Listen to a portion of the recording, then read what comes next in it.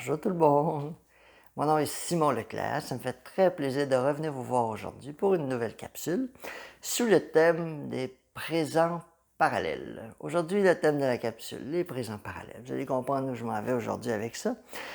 En cette fin d'été, début d'automne qui s'approche bientôt, ça me fait très plaisir de vous partager un nouvel élément qui, je le souhaite, vous inspirera dans votre quotidien.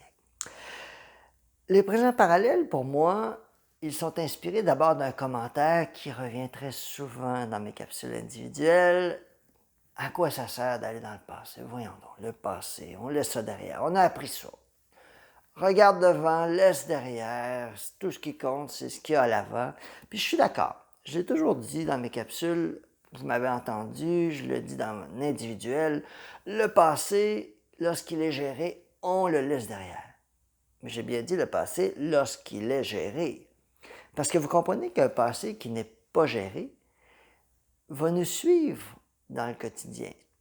Comme je dis souvent, il est dans le sac à dos, mais juste derrière. Et quand on regarde un personnage d'une vie passée qui n'a pas été géré, au niveau énergétique, on le voit dans le présent.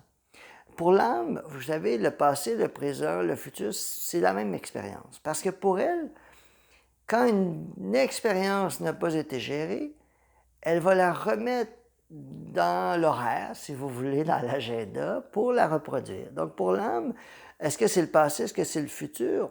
C'est la même chose. Parce que si le passé n'est pas géré, on le traîne dans le présent, et c'est à partir du présent qu'on crée notre futur.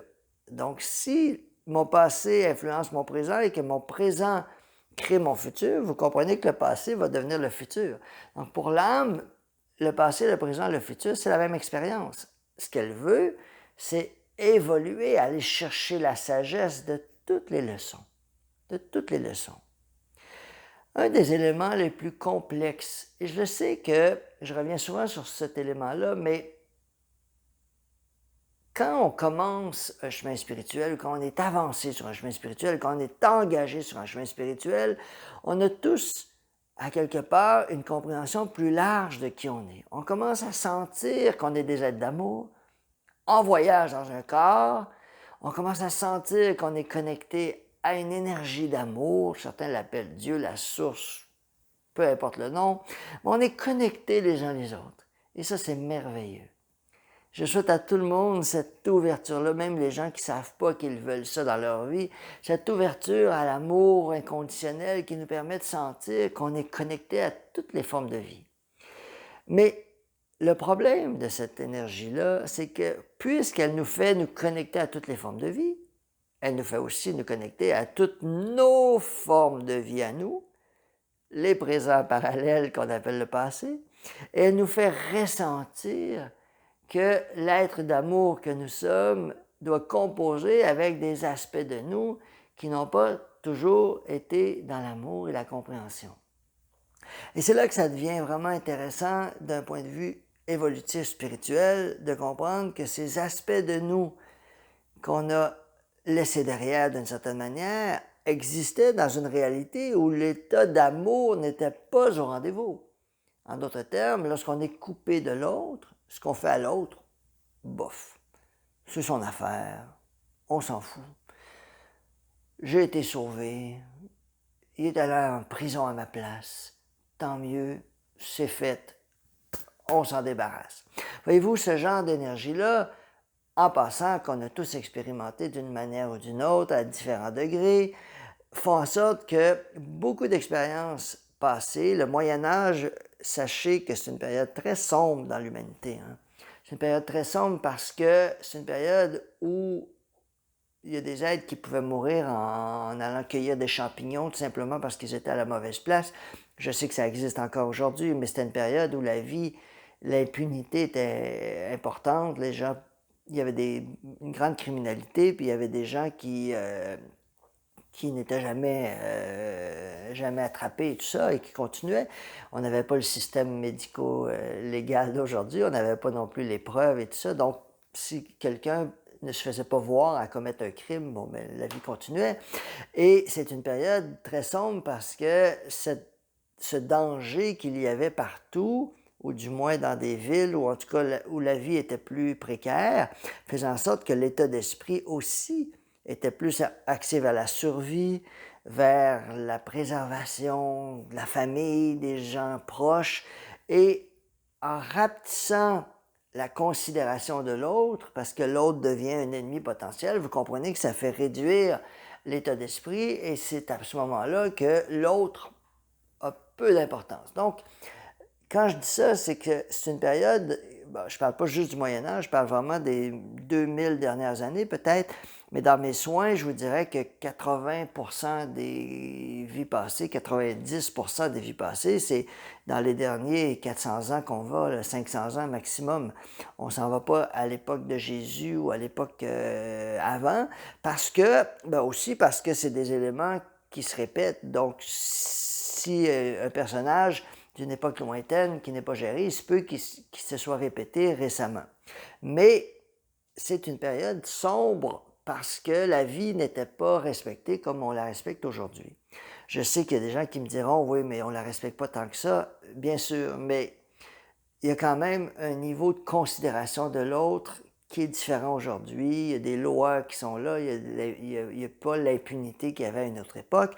Donc, il y a quand même un encadrement du respect de la vie plus aujourd'hui qu'à une époque. On le souhaite que dans le futur, ça soit plus grand, mais on n'est pas à la même place qu'il y a 400 ans au niveau du respect de la vie. Et en même temps, cet état d'esprit-là, qui était plus refermé sur soi, refermé sur sa réalité, a fait en sorte que beaucoup de gens se sont souillés les mains, salis les mains, dans des expériences de survie, dans des expériences de penser à soi, dans des expériences de se placer en priorité, dans des expériences de peur de perdre, dans des expériences de contrôle. Et vous voyez que chacun d'entre nous, on porte une historique avec des dossiers qui n'ont pas, que si on pouvait, on les retirait de notre feuille de route. On dira ça, là, je pense que je vais l'effacer de mon CV, je vais l'effacer de mon curriculum. Mais, comme je le dis dans mon livre, on ne peut pas effacer rien du curriculum, on est la somme du voyage. Je le dis dans le livre, mais je le dis souvent dans mes enseignements, on est la somme du voyage. Donc, si on est la somme du voyage, on doit amener tous ces volets-là avec nous. Et, vous savez, j'ai des fois des gens qui m'approchent et qui me disent je pense à être voir en soins. Tu sais. Puis moi, je trouve ça merveilleux. Je dis, ben, c'est super, on va découvrir quelque chose ensemble, tant mieux. Puis des fois, la personne me réécrit, finalement, j'ai ça, j'ai de la visite. Puis là, je vois qu'il y a quelque chose qui freine. Tu sais. Je me dis, bon, ben, c'est parfait. Tu sais. Puis la personne, elle ressent une connexion. Tu sais. C'est pas que c'est quelqu'un qui vient vers moi et dit, je sens quelque chose, c'est sûr, je vais aller te voir, on va se reparler. Puis moi, je trouve ça merveilleux, mais c'est pas, je sais que c'est pas moi, Simon, qui le ressente, c'est l'énergie de la source à quelque part qui circule dans le soin. Alors moi, je le prends pas personnel, je me dis, bon, ben c'est merveilleux, si la personne veut revenir me voir, je vais l'accueillir. Puis là, je vois que ça traîne, ça traîne. Tu sais, j'avais même quelqu'un qui m'avait dit un jour, j'ai trop peur. T'as peur de quoi? J'ai peur de ce que je vais découvrir. Alors voyez-vous, j'ai peur de ce que je vais découvrir, va faire en sorte que beaucoup de gens vont se refermer. Parce que c'est plus simple de rester endormi que de prendre conscience de ce passé-là, de ces éléments-là qui nous alourdissent. Bien sûr, on peut rester éveillé, on peut s'inspirer des anges, de la lumière, de tout ce qui est alternatif, les cristaux, on peut aller dans toutes sortes de voies spirituelles qui nous touchent. Mais pour moi, la vraie spiritualité, puis je dis ça avec respect, c'est pas parce que c'est la fausse spiritualité, mais pour moi, la vraie spiritualité, c'est pas la reconnaissance qu'il y a un univers autour de nous, inconscient, amoureux, et qu'on peut s'y joindre. C'est la reconnaissance qu'on en fait partie, qu'à l'intérieur de nous, il y a une lumière qui nous fait vibrer et qu'on est conçu à partir de la substance de vie de l'univers. Pour moi, c'est ça la vraie spiritualité, c'est la reconnaissance que je suis un avec l'univers. Mais si je suis un avec l'univers, je suis un avec toutes les formes de vie. Si je suis un avec toutes les formes de vie, je suis un avec toutes mes formes de vie. Et ça implique nécessairement de faire la paix avec des présents parallèles qu'on appelle le passé, qui nous ont alourdis en cours de route et qu'on a fait en sorte de dire « je regarde ailleurs, c'est plus simple ».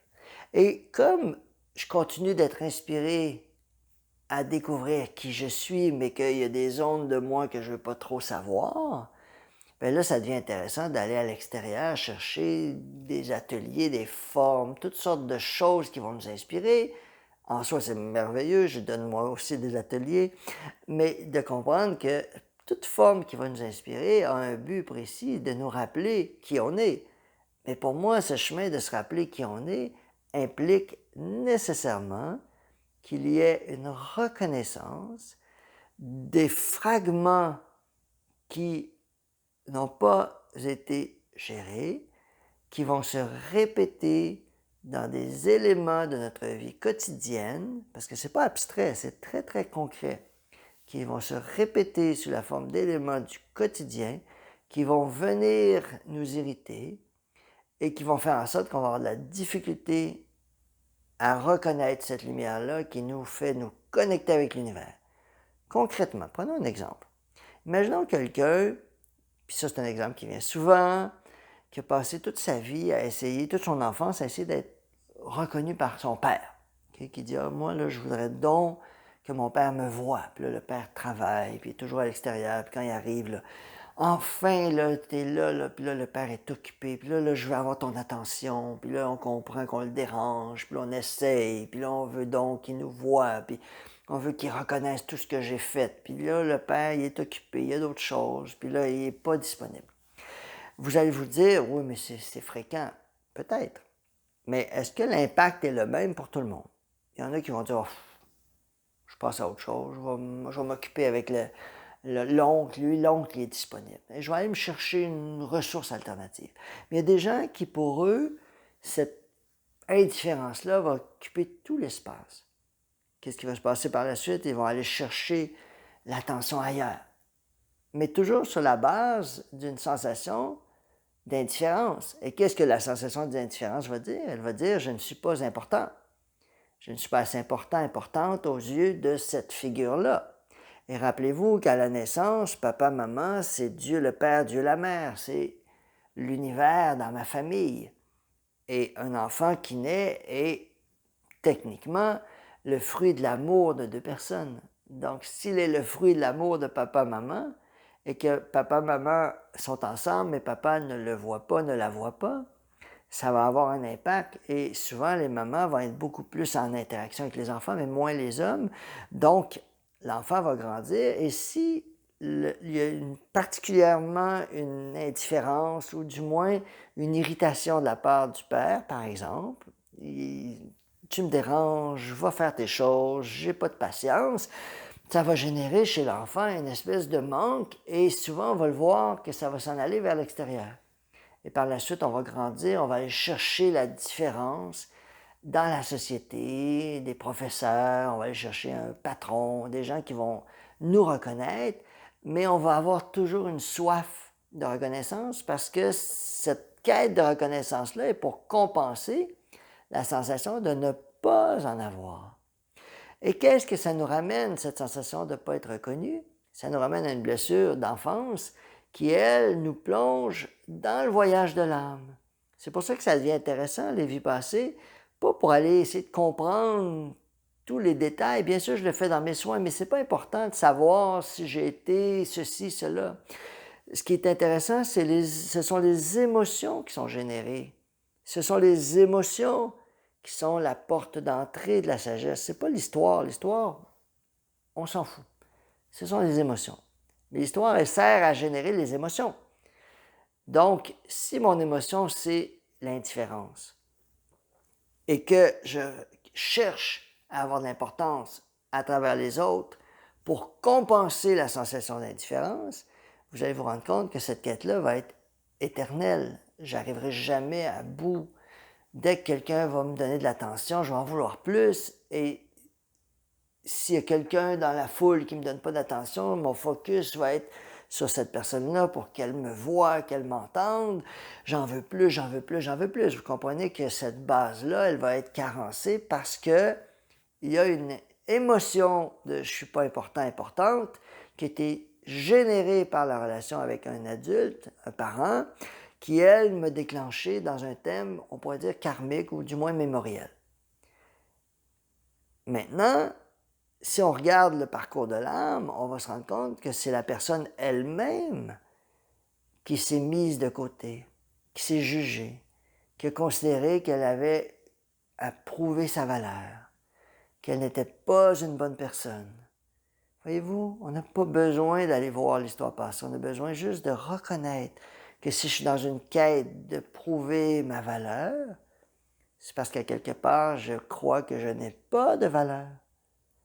Et cette croyance-là, qu'est-ce qu'elle va faire? Elle va me séparer de ma lumière. Parce que c'est quoi ma lumière? C'est ma relation avec la source. Mais si je crois que je n'en vaux pas la peine, ma quête, qu'est-ce qu'elle va faire? Elle va sortir ma lumière de moi. Évidemment, elle ne sortira jamais vraiment, mais je vais en créer l'illusion. Je vais créer l'illusion que je n'en suis pas digne. Et qu'est-ce que ça va faire? Ça va me mettre complètement en parallèle de mon chemin spirituel, qui lui est de reconnaître ma lumière, reconnaître que je suis un avec la source. Mais, comme je viens de vous le dire, la mémoire qu'on vient de nommer va dire quoi? Elle va dire l'inverse. Tu ne peux pas être un avec la source. Puis moi, je rajouterais, tu ne peux pas être un avec la source après ce que tu as fait. Mais je m'en souviens pas. Ça n'a pas d'importance. Mais si c'est ce que je vis, c'est donc ce que j'ai expérimenté. Et si je crois que je ne mérite pas d'être un avec la source, ben, je vais me créer un environnement d'accueil qui va me le confirmer. Indifférence, on se fout de toi, dérange-moi pas, t'es pas important. Et qu'est-ce qu'on va faire? On va passer notre vie à être dans une quête de sens, donnez-moi de l'importance, dites-moi que j'existe pour compenser cette blessure. Donc, vous comprenez le loop, le cercle qui se referme. Et c'est là que le chemin spirituel, si on n'en est pas attentif, il va nous donner l'impression que mon but, c'est de chercher ma place dans le monde, de me développer, de trouver mes talents. Alors que dans le fond, on vient de le voir, le but, c'est pas de trouver mes talents puis de savoir qui je suis, c'est de me donner de l'importance pour compenser la sensation de ne pas être important, importante. Et vous vous rendez compte que cette quête-là, elle va être stérile, ou du moins elle va avoir des récoltes très minimes, parce qu'elle va être la répétition d'une forme de pensée qui, elle, n'a pas été gérée. Donc, vous comprenez, on n'a pas besoin de la grande histoire. Est-ce que j'ai été un chevalier? Est-ce que j'ai condamné quelqu'un injustement? Est-ce que j'ai privé une famille de ses aliments parce que j'ai volé des récoltes à l'automne dans une famille qui en avait besoin? Ça n'a pas d'importance. Ce qui compte, ce sont les émotions. Si je porte des émotions d'indignité, des émotions de prouver ma valeur, des émotions d'injustice, il faut que ça soit juste. Pourquoi? Parce que je porte la justice. Pourquoi est-ce que je porte la justice? Parce qu'à quelque part, j'ai probablement généré l'injustice et je m'en suis pas, je n'ai pas fait la paix avec cela. Vous comprenez? Donc, c'est là que ça devient intéressant de comprendre que le parcours des présents parallèles qu'on appelle le passé nous suivent dans le sac à dos, ils nous suivent tout près de nous. Et lorsqu'on fait la paix avec les émotions qui sont les empêcheurs d'avancer, les empêcheuses d'avancer, on se rend compte que ces émotions-là, lorsqu'on prend le temps de les gérer, et qu'est-ce que ça veut dire, gérer ces émotions? Ça veut dire on arrête, on ferme les sens extérieurs, on va à l'intérieur et on laisse bouger l'histoire. Je ne suis pas important. Indifférence. Prouver ma valeur. J'ai pas de valeur. Voyez-vous, on laisse bouger les histoires. Quelques minutes. 1 minute, 2 minutes, 3. Pas plus. Mais ça demande d'être présent. On ne fait pas ça en mangeant du popcorn. Voyez-vous, on est présent là. On est très, très, très présent. Et là, on va le ressentir. Et quelques minutes, c'est vraiment fascinant. Quelques minutes. Et ça va changer la réalité. Ça va faire en sorte que l'âme va dire « Enfin, j'ai compris ». Des fois, il y a une confusion parce que quand je dis ça, les gens disent « Ah, mais mon âme est blessée ». L'âme n'est jamais blessée. L'âme est pure, l'âme est parfaite. L'âme, c'est la bibliothèque, c'est elle qui va chercher les leçons. L'âme, elle se dit juste, il me manque une leçon. Et l'âme, sa priorité, c'est d'aller chercher les leçons. Et les leçons s'intègrent à travers les émotions, le corps émotionnel. Donc l'âme va reproduire des situations qui vont générer des émotions pour aller chercher les leçons. Donc l'âme n'est pas blessée. Quand on dit ça, l'âme, elle va chercher. C'est pas que l'âme est blessée. L'âme, elle compose avec nos propres blessures, mais elle veut qu'on évolue en intégrant nos leçons. Voilà. Alors, j'avais envie de vous partager cette petite capsule pour amener un peu plus de clarté, puis aussi se rappeler que le chemin spirituel, c'est un chemin qui devrait être léger. C'est pas toujours le cas, je le sais, mais on devrait y tendre. On devrait tendre vers ça parce qu'il y a quelque chose de très fascinant à comprendre qu'on a le pouvoir de guérir, de transformer nos histoires. On a le pouvoir de créer notre réalité, bien sûr, mais que quand on n'arrive pas à créer ce qu'on veut, il y a aussi une leçon. On n'est pas juste dans l'invitation à s'acharner et à sortir les, les outils énergétiques pour dire il faut que je travaille encore plus fort pour y aller. Vous savez, quand je fais un travail énergétique sur une situation de ma vie, moi, régulièrement, hein, presque à tous les jours, je m'arrête, puis je m'en vais à l'intérieur de moi, puis là, j'appelle ça mes dossiers, je m'en vais nourrir mes dossiers. Je dis, OK, là, je veux ça, OK, je veux ça. Puis là, j'amène mon énergie. Et des fois, là, c'est très subtil. Je veux ça, d'un coup, il y a un petit pincement émotionnel. Je dis, oh, il y a quelque chose. J'ai pas besoin d'histoire. Je fais juste m'arrêter et au lieu de nourrir mon intention, j'arrête puis je vais ressentir. Et des fois, là, c'est juste un petit rapport, un petit rot qui va sortir ou c'est juste un petit mouvement émotionnel. Puis là, je vois qu'il se passe quelque chose, il y a quelque chose qui se remet au point zéro. Puis là, je continue. Voyez-vous, ça devient subtil, ça devient pas là, les grandes émotions, les grands dossiers à gérer. C'est juste une énergie qui bouge. Je suis attentif. Je ne sais pas de mettre plus d'acharnement sur quelque chose quand je sens que ça bloque. Je fais juste m'arrêter puis le sentir. Alors voilà. Si vous venez faire mon atelier sur le redevenir souverain, on fait beaucoup d'exercices d'ailleurs là-dessus. Si vous avez envie de le faire, de venir vivre l'expérience, je vous y convie.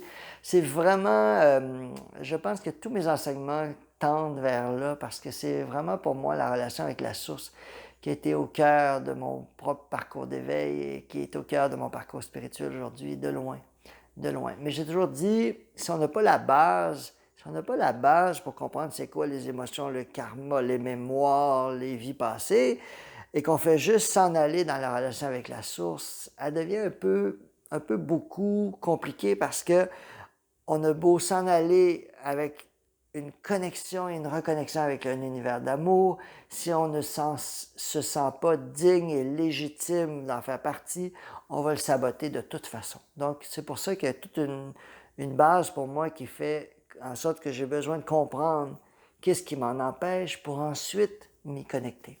Bon, on regarde ça ensemble dans cet atelier-là, si vous avez envie de venir me voir. Aussi en individuel, ça me fera plaisir de vous y accueillir et vous trouverez tous les renseignements sur mon site Internet. Alors, je vous souhaite une très belle journée et au plaisir.